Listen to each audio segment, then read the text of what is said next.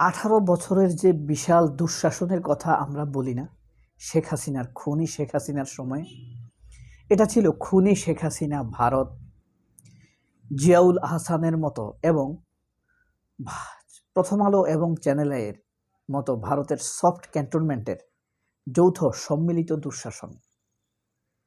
শেখ হাসিনাই না পালিয়েছে, শেখ হাসিনার সম্মিলিত সেই কুশাসনের ধ্বজাধারী যারা সুশীল, প্রথম আলো, চ্যানেল আই তারা কিন্তু রয়ে গিয়েছে। শেখ হাসিনা পালালো, ডক্টর ইউনূস আসলেন। ক্রমেই সেই ভারতীয় শক্তিগুলো ধীরে ধীরে দুর্বল হয়েছে 18 মাসে। কিন্তু 18 মাস পরে Tarek Rahman chief executive of the স্টেটের বা রাষ্ট্রের সর্বোচ্চ ক্ষমতার চার্জ বুঝে নিয়েছেন মাত্র 6 দিন হলো, 1 সপ্তাহ যায়নি এখনো।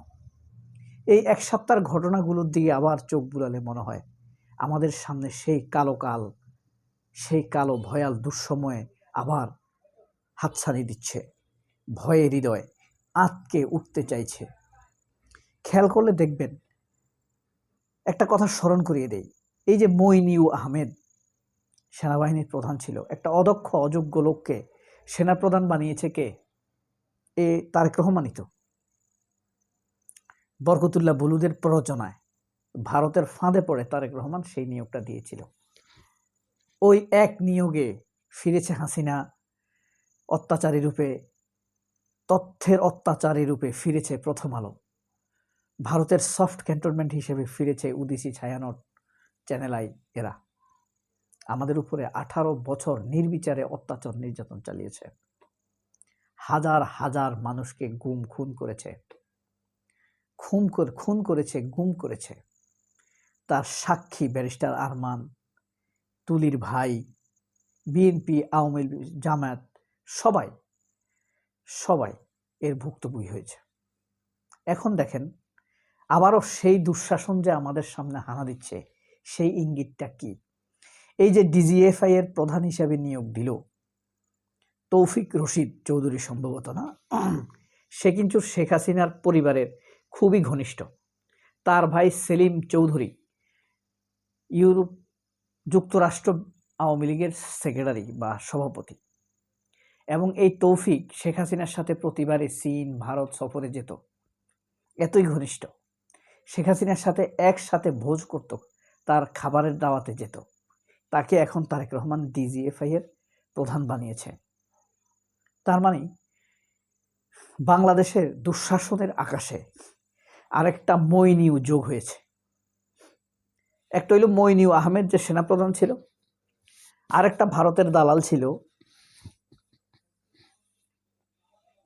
মঈন আহমেদ, জেনারেল মঈন আহমেদ। মনে আছে বিডিআর বিদ্রোহের পরে, তথাকথিত বিডিআর বিদ্রোহ, বিডিআর ম্যাসাকারের পরে যে নাকি প্রথম বিজিবির প্রধান হয়েছিল, সে এক দালাল। আমি বলছি সেনাপ্রধান মঈনুল আহমেদের কথা। এই মঈনুল আহমেদকে পেলে পুষে বড় করেছে তারেক রহমানেরা, বিএনপি। বরকতুল্লাহ বুলুর কোপ মারা দাবিতেই মঈনুল আহমেদকে সেনাপ্রধান বানিয়েছিল তারেক রহমান। এখন তারেক রহমান কার সুপারিশে এই তৌফিককে, এই লোককে ডিজিএফআই এর প্রধান বানালো?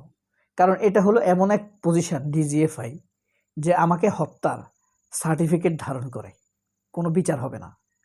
যে কোনো মানুষকে হত্যার গ্রাউন্ড তৈরি করে এরা, কোনো বিচার হবে না।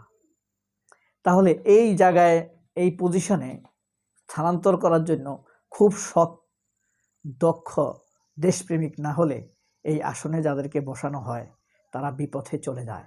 এই ক্ষমতার বিশাল চাপ তারা সইতে পারে না, উত্তাপ তারা নিতে পারে না। যেমন জিয়াউল আহসান কিন্তু ডিজিএফআই থাকা অবস্থায় গুম খুনগুলো, কত হিংস্র কর্মকাণ্ড যে করেছে সে। মারার পর, গুলি করে মারার পর মাথায় খুলিতে গুলি করার পর মগজ বেরিয়ে যেত, সেই মগজকে ধরে সে গরম মগজের তাপ নিত, তাহলে তার ভালো লাগত, সে আনন্দ অনুভব করত। কতটা হিংস্র হতে পারে! এই কারণে আমার ভয়ে থেকে আমি এই কথা বলছি। কালো কাল, বাংলাদেশের দুঃশাসনের আকাশে আবারও কালো মেঘ, কালো কালের আনাঘোনা, কালো সময়ের আনাঘোনা।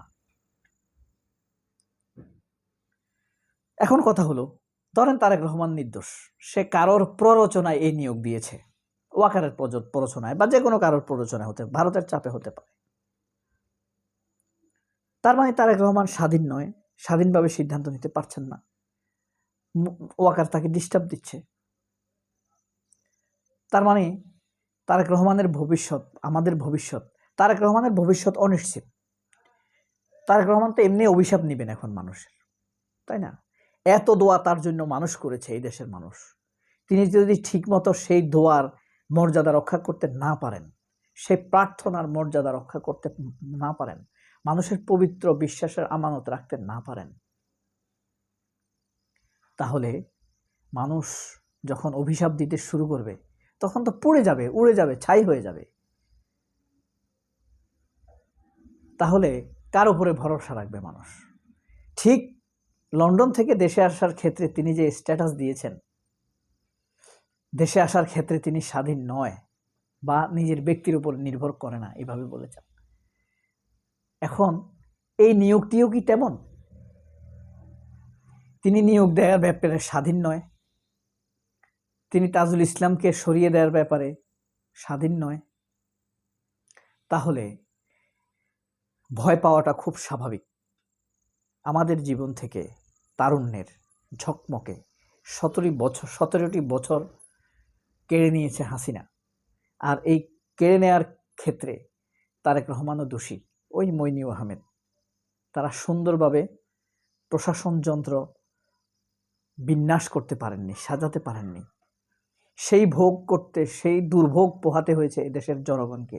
তিনি হয়তো লন্ডন গিয়ে সেফ ছিলেন, কিন্তু এদেশের মানুষ যে কি দুঃসহ যন্ত্রণা, হাজার হাজার ধর্ষণ, খুন, নির্যাতন, গুম, কিডন্যাপ, লাঠিয়াল বাহিনী, এই সেই ক্রসফায়ার, কি দুঃসহ যন্ত্রণার মাধ্যমে, এক গঙ্গানি কষ্টের মাধ্যমে, বোবা কষ্টের মাধ্যমে পার করেছে এদেশের মানুষ। তারেক রহমান গত 7 দিনে দেখিয়ে দিয়েছেন আবারও সেই কালো কালের আনাগোনা আমাদের সামনে। দেশপ্রেমিকদেরকে সরিয়ে দিচ্ছেন অথবা ধরিয়ে দিচ্ছেন, জুলাইকে তাচ্ছিল্য করছেন, অবজ্ঞা করছেন, চরম অকৃতজ্ঞতা প্রকাশ করছেন যারা তাদের নেতা হয়ে আসেন তারেক রহমান। তাদেরকে কোনো রকম রাস্তার 8টা গাছ কেটে ফেললে সেটার শাস্তি দেয়া হয়, জুলাইয়ের কোনো লোকের গায়ে হাত তুললে সেটার শাস্তি দেয়া হয় না, জুলাই যোদ্ধাদের অপমান করলে সেটার শাস্তি দেয়া হয় না। সেই যারা জুলাই যোদ্ধাদেরকে তাচ্ছিল্য করে, জুলাইকে তাচ্ছিল্য করে কথা বলে, তাদের নেতা হয়ে আছেন তারেক রহমান। দেশের সামনে কি আবার কালো কাল? সবাই অনেক ভালো থাকবেন। আল্লাহ হাফেজ। আসসালামু আলাইকুম।